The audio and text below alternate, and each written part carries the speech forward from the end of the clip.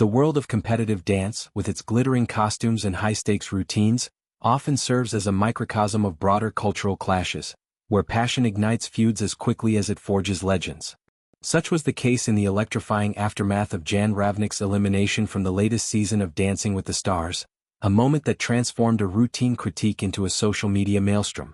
Ravnik, the lithe and charismatic backup dancer from Taylor Swift's blockbuster Eras tour, had captivated audiences with his fluid grace and undeniable stage presence. But when former DWTS pro Max Chmerkovskiy unleashed a barrage of pointed commentary on Ravnik's performance, the backlash was swift and unforgiving, drawing battle lines between Swifties and dance purists. Chmerkovskiy, a towering figure in the ballroom world with multiple championship titles and a reputation for unvarnished honesty, had always been known for his fiery temperament. His critiques, delivered with the intensity of a coach pushing athletes to their limits, often blurred the line between tough love and outright harshness. In this instance, his words, dismissing aspects of Ravnik's freestyle as lacking technical depth and emotional layering, struck a nerve. Social media erupted almost instantaneously, with fans of the young Slovenian dancer flooding timelines with defenses that ranged from heartfelt testimonials to scathing takedowns. Jan pours his soul into every move. He's not some robot on the floor, one viral thread declared, amassing thousands of shares. Swifties, ever vigilant guardians of their icon's extended circles, amplified the outcry, turning #JusticeForJan into a trending rallying cry. What began as a post-elimination analysis on a popular dance forum quickly snowballed into a full-blown controversy. Clips of Chmerkovskiy's remarks were dissected frame by frame, with detractors accusing him of gatekeeping the art form against newcomers from contemporary styles. Ravnik, who had traded the choreographed spectacle of stadium tours for the intimate pressure of live television, became an overnight symbol of resilience. His journey from a small-town upbringing in Ljubljana, where he first discovered dance through folk festivals, to sinking steps with global pop royalty, resonated deeply. Dance isn't about perfection, it's about connection, Ravnik had shared in a pre-show interview, his eyes lighting up with the fervor of someone who'd built a career on vulnerability. As the online vitriol peaked, Chmerkovskiy found himself on the defensive, his feeds a battlefield of memes and missives. Accusations flew. Was this jealousy from a veteran overshadowed by fresh talent? Or simply the clash of ballroom orthodoxy against the freestyle fluidity of modern pop? The dancer, no stranger to scrutiny after years in Swift's high-octane ensemble, chose silence initially, letting his performances speak. But the wound was real. Sources close to him revealed late-night calls where the sting of dismissal weighed heavy, questioning if the DWTS spotlight was worth the emotional toll. Enter the olive branch. Chmerkovskiy, ever the performer at heart, opted not for a typed retraction but a raw, unscripted video plea broadcast across Instagram. Filmed in the soft glow of his home studio, surrounded by trophies and faded posters from his competitive heyday, the clip opened with a disarming directness. First and foremost, I want to apologize to Jan for the way my words made you feel, for hurting your feelings, he began, his voice steady but laced with regret. The vulnerability was palpable, a man accustomed to commanding ballrooms now humbled by the court of public opinion.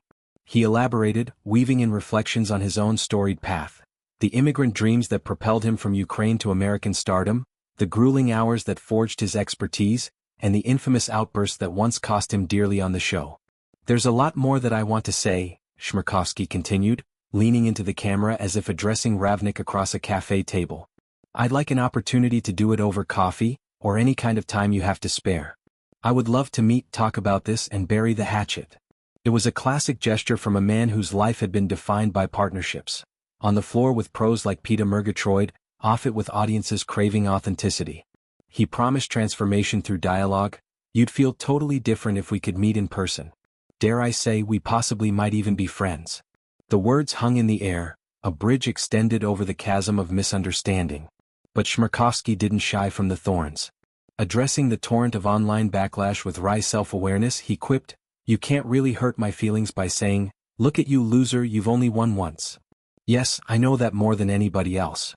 It was a nod to his own imperfections, the explosive tempers that had alienated partners and judges alike, the seasons where passion boiled over into regret. Those moments, he acknowledged, had forced him from the show he loved, a self-imposed exile that taught hard lessons in empathy. "I've been on the receiving end," he admitted, "and it cuts deep. That's why this matters to me now." The video, tagged directly to Ravnik, clocked millions of views within hours, eliciting a spectrum of responses. Supporters praised the maturity, hailing it as a masterclass in accountability.